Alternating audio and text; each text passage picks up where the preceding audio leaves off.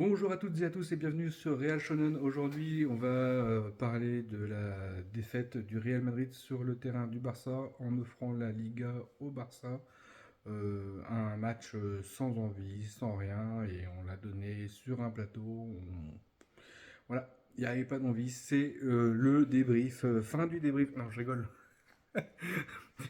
C'était pas mal quand même comme débrief, hein. Pour ce match aussi nul, avec des joueurs si peu motivés, on voit qu'il y a une cassure, on voit que il y a un malaise au Real Madrid, on voit que les joueurs ne sont plus dans le coup.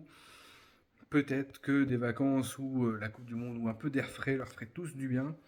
Maintenant, en attendant de voir qui va venir sur le banc entraîner le Real Madrid, je pense que ce sera Mourinho, enfin j'espère. En tout cas, si c'est Mourinho, ça va faire du bien. Au moins au niveau du vestiaire, il va pouvoir le reprendre en main. Ça serait bien qu'il apporte un peu sur le terrain au niveau de la stratégie, même si c'est pas forcément. ça on verra comment ça se passe avec les joueurs, avec Vini et tout. Bon, on peut laisser une chance et je pense que c'est le seul entraîneur en fait qu'on aurait dû avoir. Malheureusement, on avait un entraîneur comme ça dans le passé, c'était Xabi Alonso. On a donné crédit aux joueurs par le biais du président. On a fait une grosse bêtise là-dessus. Euh, mais bon, le fait que le président veuille prendre Mourinho, je pense qu'il a pris conscience de ses bêtises. Et justement, c'est bien. C'est la première pierre pour aller de l'avant. Maintenant, il faut dégraisser l'effectif. Il faut. Valverde, il veut partir peut-être, hein. Ça sera peut-être bien pour lui aussi de partir. Euh, Après, voilà, il faut enlever des gens, il faut prendre des joueurs motivés, peut-être moins bons, mais motivés, prêts à rentrer dans le plan de jeu que Mourinho aura potentiellement, si c'est lui, aura choisi. On n'a pas tant que ça non plus d'argent pour pouvoir mettre sur le marché de transfert, donc il va falloir gaffe et recruter intelligemment. Maintenant, je sais que c'est pas facile pour le Real de recruter parce que le stade, ça coûte de l'argent. On fait pas autant de bénéfices qu'on veut avec le stade parce que du coup, il n'y a pas les concerts et tout à cause du truc de voisinage. Mais ça aussi, ça aurait dû être étudié dans le projet de l'amélioration du stade, que le voisinage allait potentiellement faire une levée de bouclier contre le nouveau stade, contre les événements, et voilà. Ça aurait dû être anticipé en fait. Il y a beaucoup de choses qui montrent que il y a beaucoup de choses qui ne sont pas anticipées et qui tombent à l'eau, où il y a moins d'entrée d'argent, ou les transferts qui sont Massantuno alors qu'on aurait pu prendre autre chose, on aurait pu prendre, je sais pas, au lycée. Euh, il y a plein de joueurs qui peuvent être utiles. Il y a plein de. Voilà. Et on paye un peu les pots cassés de l'aveuglement ou de la bêtise au niveau des recrutements ou de la baisse de régime de Florentino Pérez.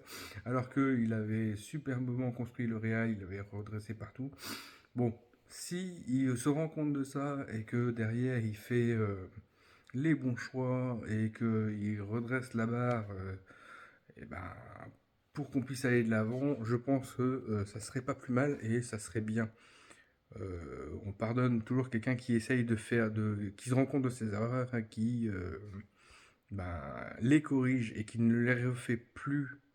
On veut plus de stars, on s'en fiche des stars, on veut des vrais leaders sans être des stars, d'être des leaders pour se sacrifier pour l'équipe, pour montrer à l'équipe l'exemple, et puis pour se retrousser les manches et montrer qu'on fait des efforts et qu'on ne veut pas jouer par caprice à tel ou tel poste, on s'en fiche, on ne veut pas des divas, on ne veut pas que les parents d'un tel, un tel. Non, non, on n'est plus dans le bac à sable, on n'est pas comme ça. Maintenant, il faut jouer.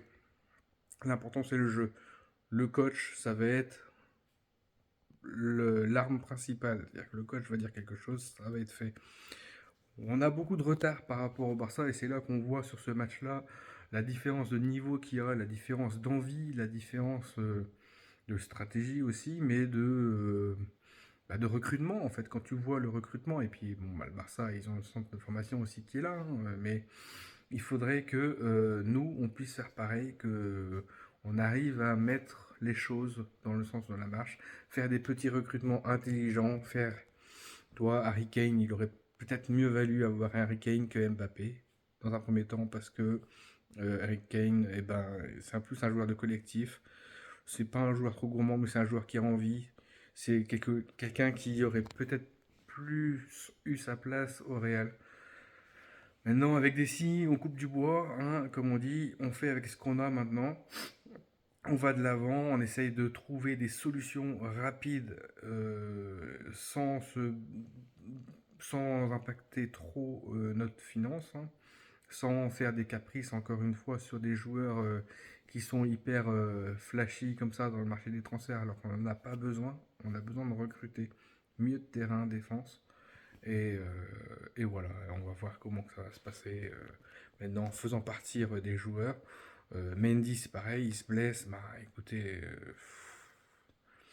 voilà, hein, on en pense tous la même chose. Maintenant, voilà, Gay Kamavinga, bah, ouais, il a fait son match, mais sans, voilà, il était là pour être là et non pas pour être conquérant sur le terrain. Je pense que sur ce match, clairement, personne n'était au niveau. Personne n'était au niveau, on était largué, on a perdu logiquement sur ce match. Voilà, allez, tchou.